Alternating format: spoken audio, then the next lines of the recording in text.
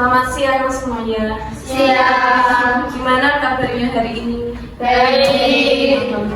Masih semangat ya? Masih. Oke, sebelum pelajaran, alangkah baiknya kita berdoa terlebih dahulu supaya pembelajaran pada hari ini bisa lancar dan bermanfaat. Berdoa mulai.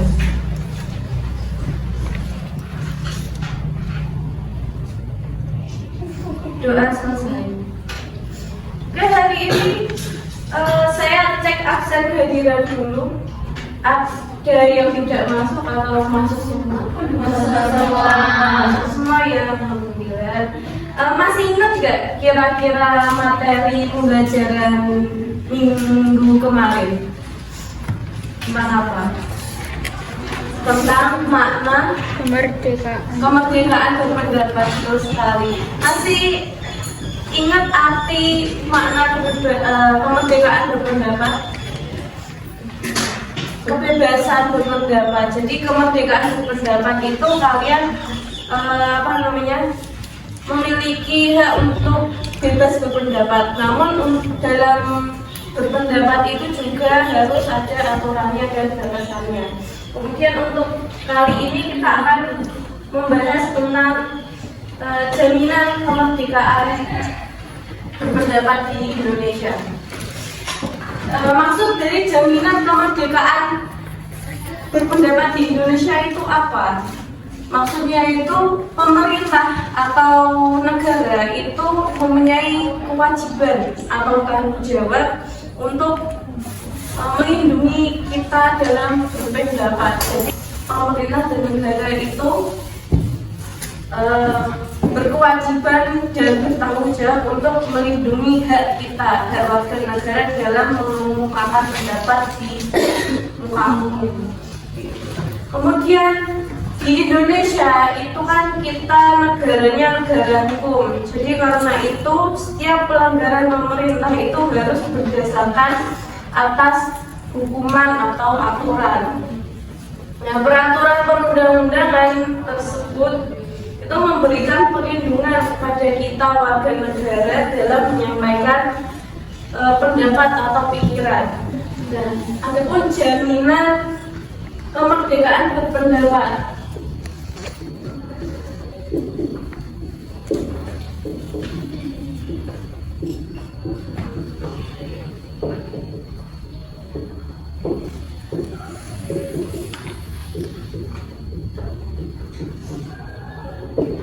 Nah, ini jaminan kemerdekaan berpendapat yang pertama.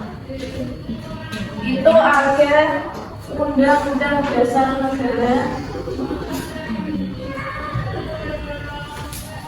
Republik Indonesia atau UGMRI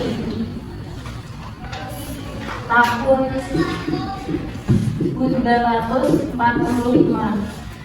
Dalam Undang-Undang Dasar Negara Republik Indonesia tahun 1945 ini ada beberapa pasal yang mengatur kebebasan berpendapat. Yang pertama ini ada pasal 28F. Jadi pasal 28F itu bunyi setiap orang berhak untuk berkomunikasi dan memperoleh informasi untuk mengembangkan pikiran dan lingkungan sosialnya, serta berhak untuk mencari, memperoleh, memiliki, menyimpan, mengolah, dan menyampaikan informasi dengan menggunakan segala jenis saluran yang tersedia. Selain pasal 28 itu ada pasal 28E ayat 2, di mana menegaskan bahwa setiap orang itu berhak atas kebebasan meyakini kepercayaan, meyakini pikiran dan sikap sesuai dengan hati nuraninya. Kemudian yang ketiga itu ada pasal 28E ayat 3, yang dimana menyatakan bahwa setiap orang itu berhak kebebasan berserikat, berkumpul, dan mengeluarkan pendapat. Nah, ini pasal-pasal yang ada di UUD NRI tahun 45. Kemudian ini yang kedua, itu ada ketetapan MPR.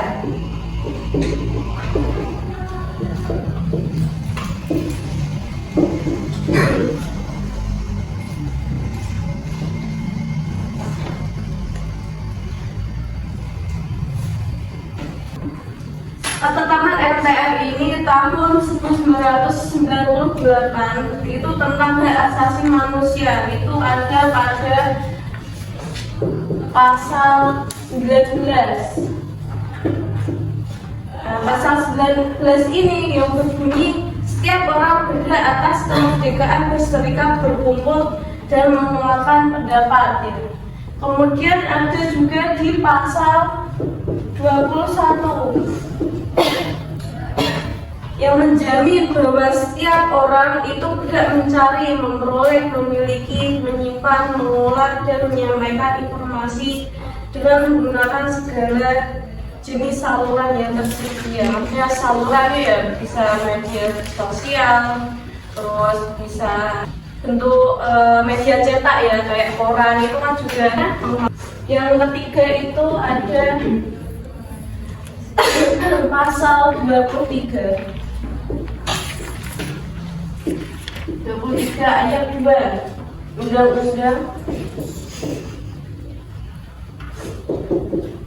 nomor 39 tahun 1999 tentang hak asasi manusia atau HAM, yang menjamin bahwa setiap orang memiliki kebebasan untuk mempunyai, mengeluarkan, dan menyebarluaskan pendapat sesuai hati nuraninya secara lisan atau tulisan melalui media cetak maupun elektronik dengan memperhatikan nilai-nilai agama, kesusilaan, ketertiban umum, dan keutuhan negara.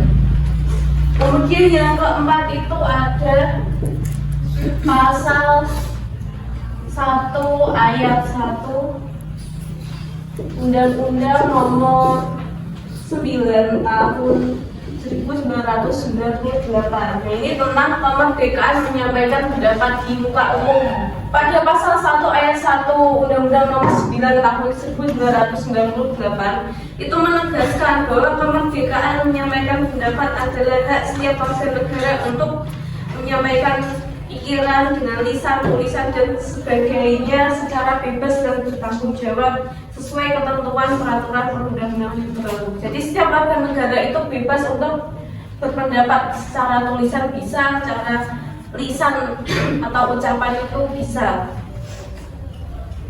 Kemudian yang kelima itu ada Undang-Undang nomor 40 tahun 1999. Ini tentang pers.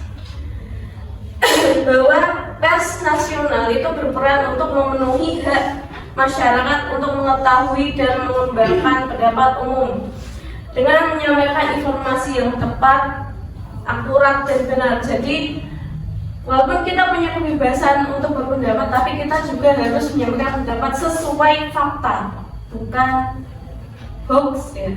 Sesuai fakta, harus sesuai fakta, harus tepat, akurat, dan benar.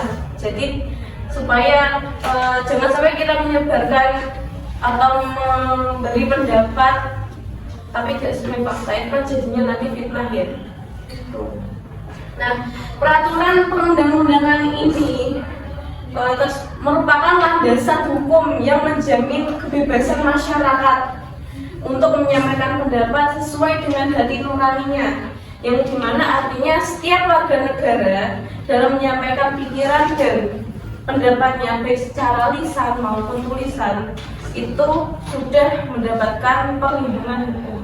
Jadi ketika kalian nanti ada diskusi atau musyawarah dimanapun itu, kalian bebas menyampaikan pendapat kalian. Jadi tidak ada larangan. Tapi kalian menyampaikan pendapat itu juga harus ada tanggung jawabnya, yaitu sesuai dengan fakta.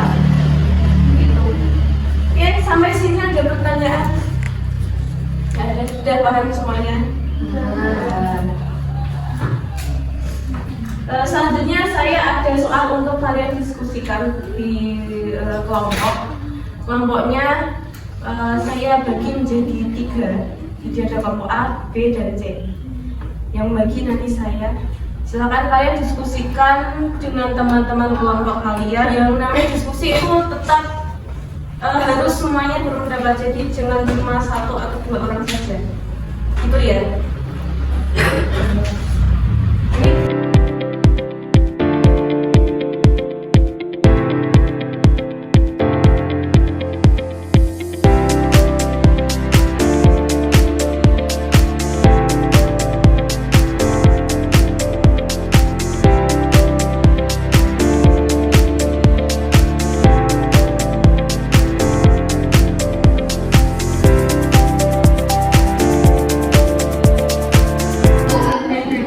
Apa makna penting dari kebebasan berpendapat dalam kehidupan masyarakat dan pelajar?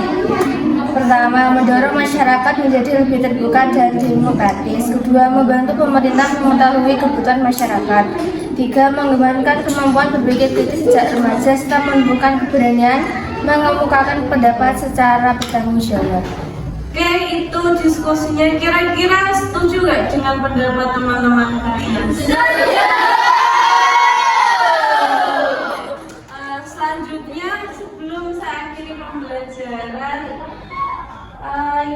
saya nanti ada tugas lagi untuk kalian. Ada 5 soal ini.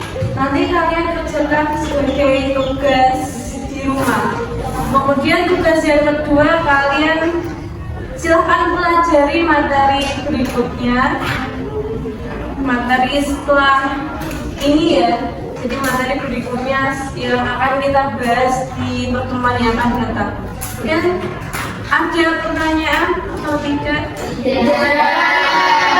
Kalau tidak ada pertanyaan, sebelum kita akhiri pembelajaran pada siang hari ini, mari kita baca hamdalah bersama-sama.